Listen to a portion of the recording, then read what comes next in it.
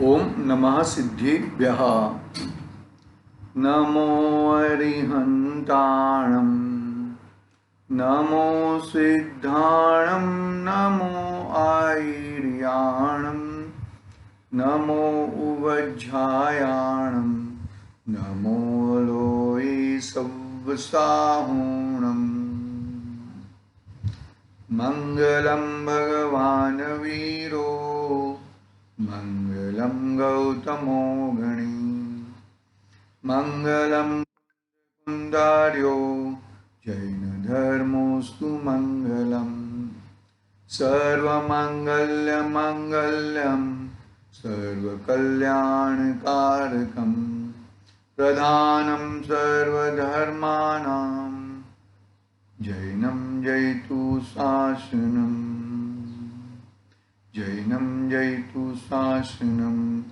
यस्य स्वयं स्वभावाप्ति प्रभावे कृत्स्नकर्मणा, तस्मै संज्ञाय निरूपाय नमोस्तु परमात्मने, नमोस्तु परमात्मने, नमोस्तु परमात्मने। तस्मै संज्ञानरूपाय नमोस्तु परमात्मने। चेतिले चेतन, चेत्या विना किम चालसी।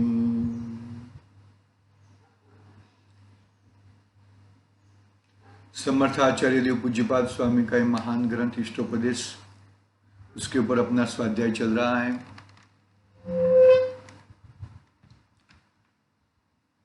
बात आचार्य देव ममत्व रहित कैसे हो उसकी बात कर रहे हैं। अनादि से यह जीव संयोगों में अपना बुद्धि, संयोगों में ही मैं हूँ, वो है तो मैं हूँ तो वो है। मेरा अस्तित्व उनके कारण है, उनका अस्तित्व मेरे कारण है। मैं कंपनी चलाता हूँ तो ही आप लोगों का भरण पोषण होता है, इतने सारे एम्प्लॉय का घर चलता है। ऐसी ममत्व बुद्धि के कारण यह जीव कर्ता बन जाता है, उसका ही, उसमें ही रचा पचा रहता है और अपना स्वभाव तो प्रद्रव्य में कुछ कर न सके, प्रद्रव्य मेरा कुछ न कर सके, ऐसा स्वभाव का भूल जाता है, ऐसे स्वभाव के भान को भूल जाता है। और ऐसे स्वभाव को भूल जाके निरंतर ममत्व सहित संसार में घूमता रहता है, चार गति योनियों में रखड़ता रहता है।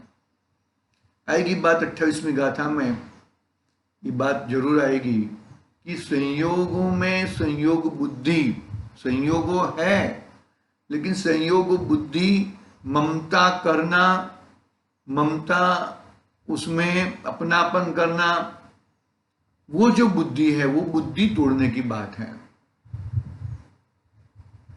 संयोगों को नष्ट नहीं कर सकते क्योंकि संयोग एक द्रव्य है और उसका भी अस्तित्व है, उसका भी, जैसे तुम्हारा अस्तित्व है ऐसे उसका अस्तित्व है, तो अस्तित्व तो उसका भी है, तो उसके अस्तित्व को तुम कैसे पकड़ पाओगे, उसके अस्तित्व को कैसे नाश कर पाओगे।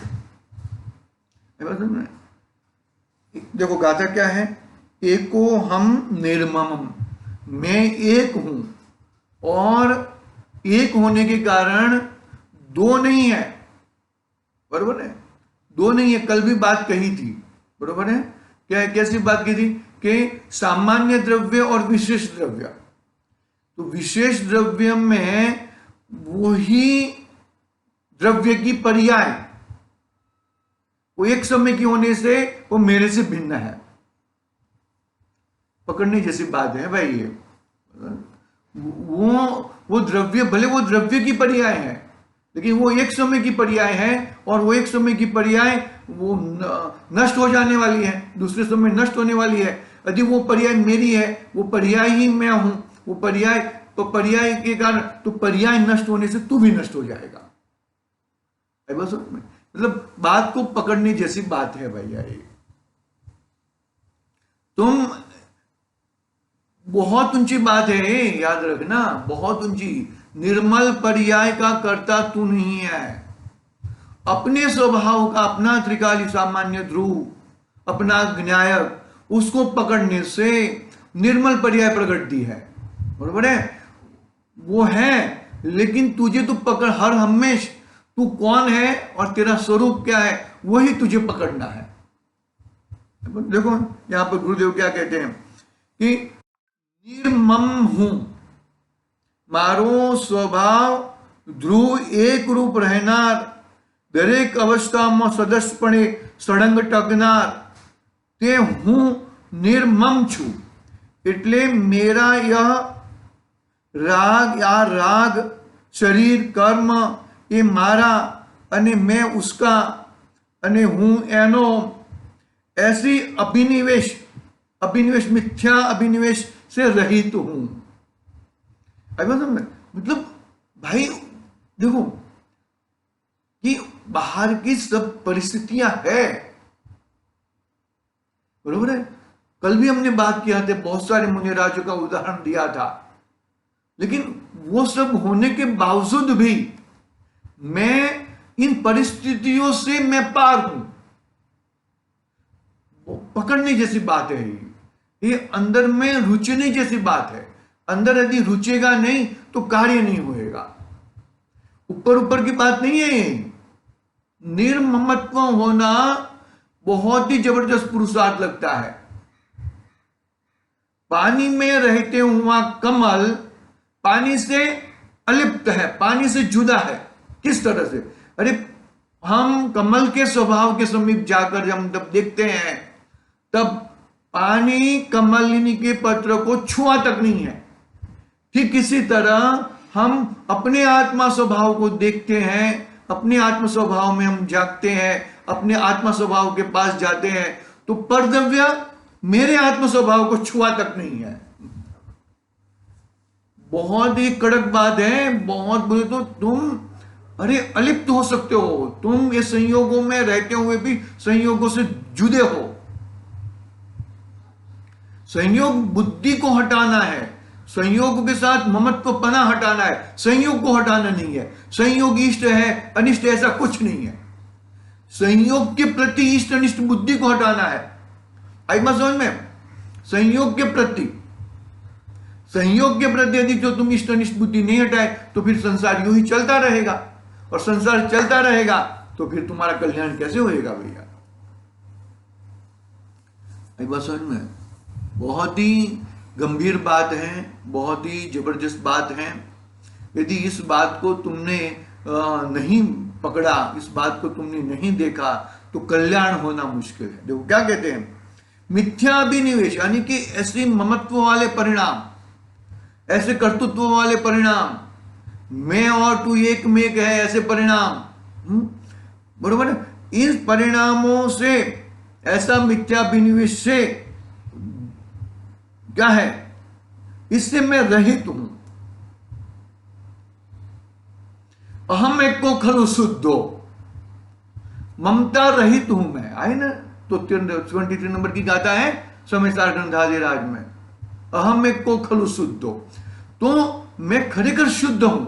मेरा स्वभाव ऐसा है, वो पकड़ने से आसव क्षय हो, मतलब आश्रव पूरे क्षय हो जाते हैं, बंद भी चले जाते हैं। पूर्व में जो मतलब भूतकाल में जो बांधे हैं वो तो उदय में आएंगे, लेकिन आसव यानी कि वर्तमान अवस्था में उसने अपने आप को ममता रहित पकड़ लिया है, अपना ममत्व रहित पकड़ा है। तो ममत्व रहित पकड़ने से वो नए आश्रय पैदा नहीं होते। समझने जैसी बात है।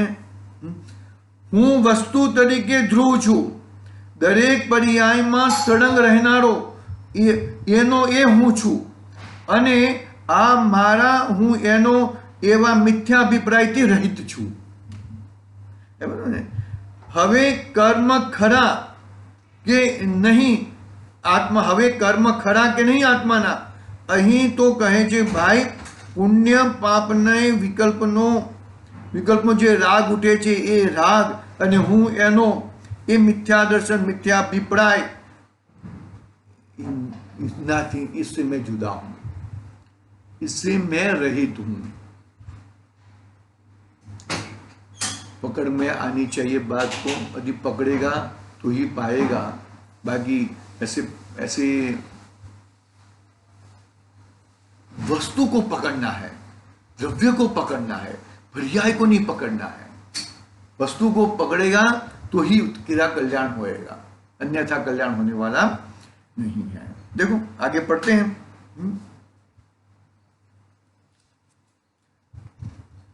पुण्य पाप के विकल्प उठ रहे हैं। पुण्य पाप के विकल्प नहीं है ऐसा कौन बोलता है? पुण्य पाप के विकल्प है, लेकिन यदि पुण्य पाप मेरे साथ में रहने वाले हैं, मेरे साथ मेरे परमानेंट रहने वाले हैं, तो मेरे सिद्ध भगवान में होने चाहिए, मेरे अरिहंत परमात्मा में होने चाहिए। अरे मेरे साधु परमेष्ठी में भी नहीं दिखते हैं पुण्य पाप के, क्योंकि वो तो अरे वो शुद्धोपयोग में विराजमान है, बाहर बाहर दिख रहे हैं। निराज शुद्धोपयोग में विराजमान है। अरे वो डरते नहीं है, दिखते नहीं है। कर्म का उदय आया, यशोधर मुनिराज अपने स्वयं के कर्म के उदय आया, स्वयं के किए हुए कर्म के उदय पारसनाथ मुनिराज के ऊपर भी आया, लगे नहीं? समझने जैसी बात है। कर्म कर्म कहां पे, कर्म क्या कर सकता है? आप बताओ मेरे को, खड़े कर दो मुनिराजों को।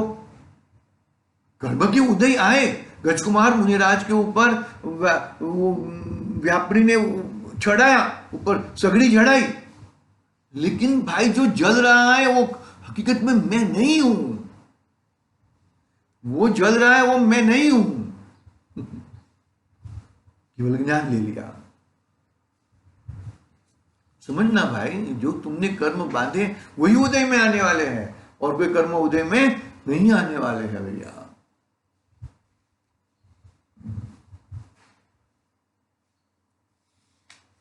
सुनना,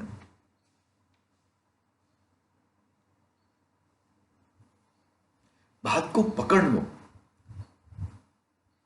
बात को नहीं पकड़ोगे तो गड़बड़ हो जाएगी। देखो यहां पर उल्टे भाव में से अपना भगवान आत्मा नहीं पकड़ने में आने वाला है। उल्टा भाव, उंधा भाव से, विपरीत अभिप्राय से संसार ही चलता रहने वाला है। मैं उसका हूं, उसकी क्रियाएं मैं करता हूं, मैं, वो जो ये ममता है, वो ममता के ऊपर फटकार लगानी है। वो ममता के ऊपर फटकार नहीं लगाओगे तो गड़बड़ हो जाएगा। देखो कोई प्रश्न पूछ रहा है गुरुदेव को, सेवा कोई नहीं करे ने, कोई अरे तुम ऐसे करोगे तो कोई सेवा नहीं करोगे, तुम घर वालों को बोलोगे तुम रोटी नहीं बना सकते, तुम खाना नहीं बना सकते, तो वो कहेगी लो बना लो, आप लो बना लो। अरे भाई वो उस टाइम की वैसी परिस्थिति वैसी होने वाली, वैसी परिस्थिति होगी। आई बात सुन रहे? तुम खाना नहीं बनाते, वो जो परिणमन जो हो रहा है, वो परिणमन तो स्वयं उसके द्रव्य का हो रहा है। देखो क्या कहते हैं, देखो कोई सेवा कोई नहीं करे, सेवा नहीं करे, लो भाई ये सेवा तो બધી નથી કરતા। સેવા રામજી ભાઈ નો છોકરો ત્યાં ફરે છે, ત્યાં કેટલો ભણાવ્યો, 10,000 પગાર, અહીં ટાંગો તૂટે તો અહીં એકલા રહેવું પડે, પેલો સામો નથી આવતો નથી। उदाहरण के द्वारा समझाते हैं। अरे तेरे उदय में तेरे जो पुण्य के कर्म होंगे और तेरे पाप के कर्म होंगे।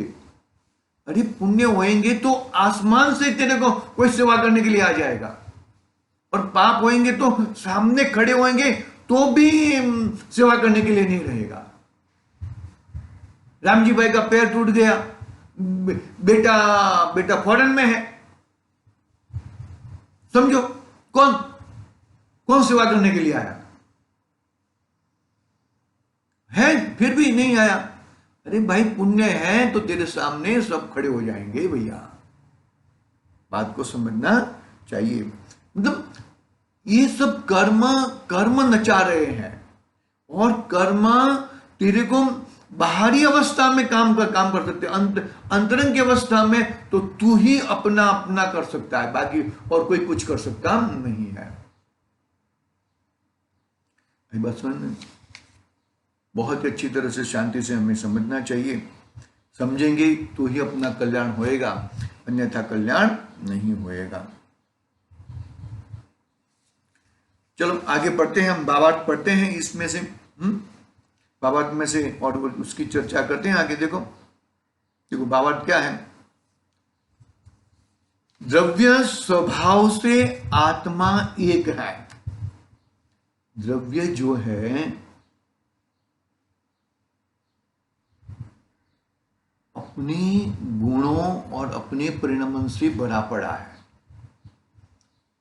दूसरे द्रव्य की पर्याय मैं नहीं कर सकता हूं, मैं जान सकता हूं, जानने की मेरी कैपेसिटी है, बाकी करने की मेरी कैपेसिटी नहीं है। देखो द्रव्य स्वभाव से आत्मा एक है, आत्मा निर्मम है, अर्थात यह मेरा है और मैं उसका हूं, ऐसे अभिनिवेश से, मिथ्या अभिप्राय से शून्य है। बात को पकड़ना भाई, ऐसा ये मेरा है मैं उसका हूं, वही बात आ रही ना। पूरा बंध अधिकार सोमेश्वर ग्रंथाधिराज का पूरा बंध अधिकार की ये गाथ हमने ले लिया है, समझ दो ऐसा। बस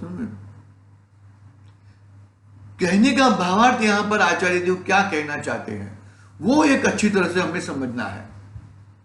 यदि हम नहीं समझ पाएंगे तो हमारा कल्याण होना मुश्किल है भैया। द्रव्य स्वभाव से आत्मा एक है, आत्मा निर्मम है, अर्थात यह मेरा और मैं उसका, ऐसे अभिनिवेश से, मिथ्या अभिप्राय से शून्य है। द्रव्य त्रिकाल शुद्ध है, द्रव्य में कुछ नहीं होता। द्रव्य क्योंकि द्रव्य परिपूर्ण है, उसमें नया कुछ आता नहीं है और अपने में से कुछ जाता नहीं है। नया कब आए? शक्कर में और क्या डाले तो और मिठास हो जाए? अरे वो मीठी है, उसमें और क्या डाल सकते? कुछ नहीं डाल सकते हम। एक बात समझ में, नमक खारा है तो वो नमक खारे में और क्या डाला जाए तो और खाराश हो जाए? अरे वो स्वयं खारा है, खारा से भरपूर है, तो उसमें और क्या डालने की बात आ रही है भैया? पकड़ना चाहिए भैया।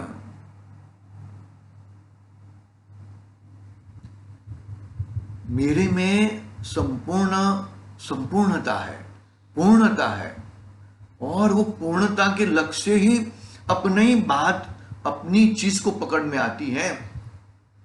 नहीं तो मुझे यहां से लाना पड़ेगा, वहां से लाना पड़ेगा, यहां से ये करना पड़ेगा, यहां से वो करना पड़ेगा, ऐसी जो बात है वो गड़बड़ वाली बात है, वो सही बात नहीं है।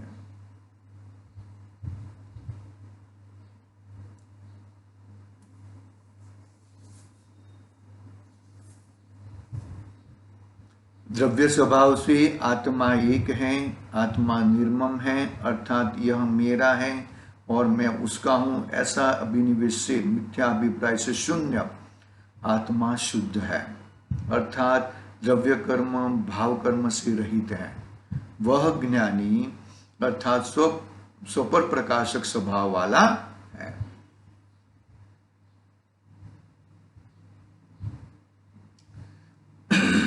और जैसे वह केवली और शुद्ध केवलियों के ज्ञान गोचर से है। बस में केवली और शुद्ध केवलियों के ज्ञान गोचर है, वैसे ही सभी सम्यक दृष्टियों को भी वह संवेदन ज्ञान गोचर है। वो भी बात हो गई थी, वही बात है। बात ये है कि जैसे सिद्ध भगवान अपनी आत्मा को जानते हैं, जैसे केवली भगवान अपनी आत्मा को जानते हैं, जैसे शुद्ध केवली, जैसे मुनिराज, जैसे आचार्य उपाध्याय सर्व साधु, और ज्ञानी पुरुष जैसे अपने आत्मा को जानते हैं वैसा ही आत्मा तेरे पास है। इन्होंने प्रत्यक्ष कर लिया है। बस में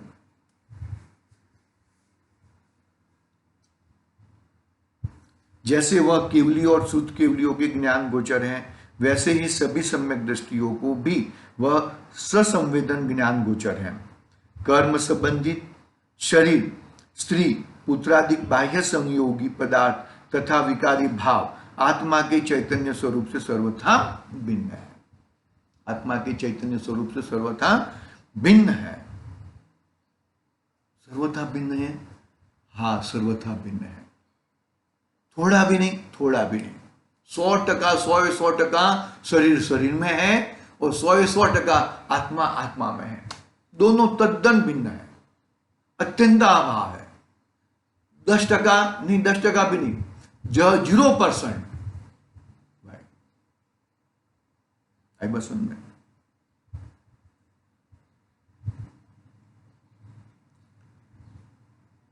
अपनी चीज को हम नहीं पकड़ेंगे तो अपना कल्याण होने वाला नहीं है।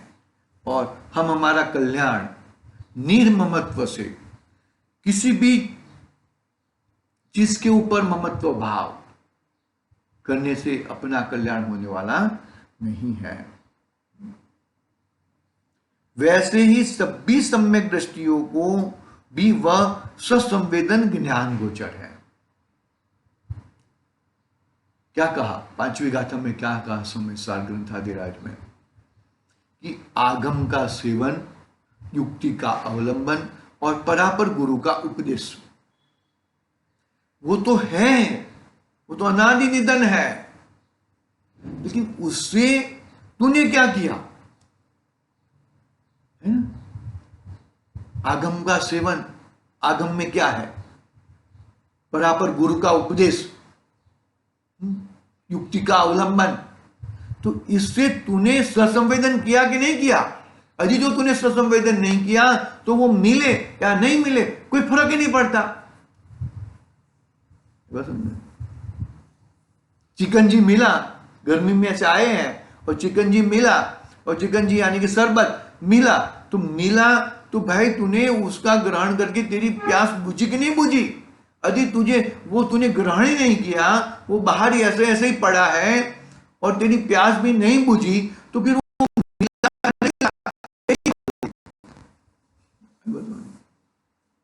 समझने जैसी बात है। मुझे ससंवेदन प्रकट करना है तो ससंवेदन मेरे स्वयं से मुझे ससंवेदन प्रकट होएगा। बाहर के जो भी है, अरे बाहर में देवशास्त्र गुरु रहेंगे, आगम का सेवन रहेगा, युक्ति का अवलंबन रहेगा, परापर गुरु का उपदेश रहेगा, लेकिन जो सब संवेदन होएगा तब ये निमित्त कहलाएंगे।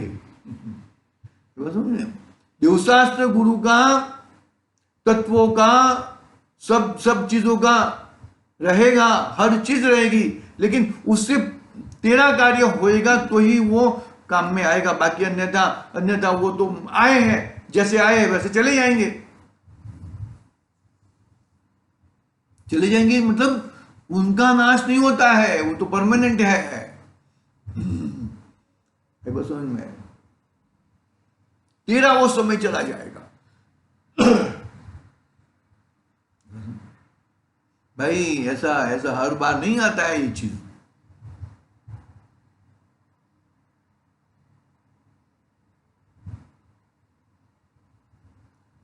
आगम का सेवन, युक्ति का अवलंबन और परापर गुरु का उपदेश, इससे ससंवेदन प्रकट करना है। चिकनजी मिला है तो उससे मेरी प्यास बुझानी है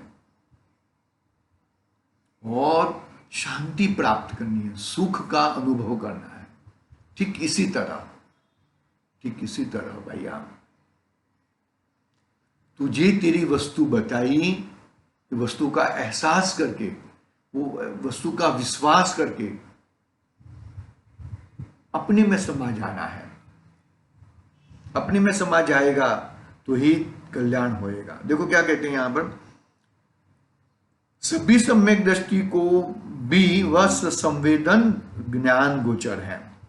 कर्म संबंधित शरीर, स्त्री, पुत्रादिक बाह्य संयोगी पदार्थ तथा विकारी भाव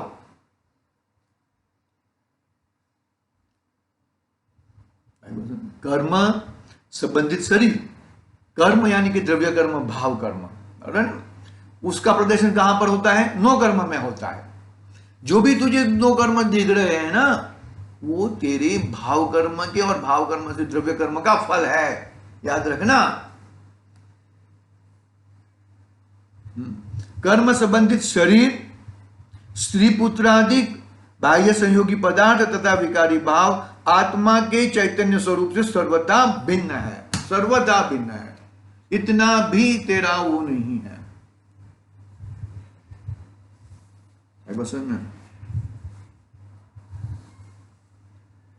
इतना भी तेरा वो नहीं है। तुझे उससे छूटा पड़ना है, तुझे उससे निकलना है, तुझे उससे बाहर आना है।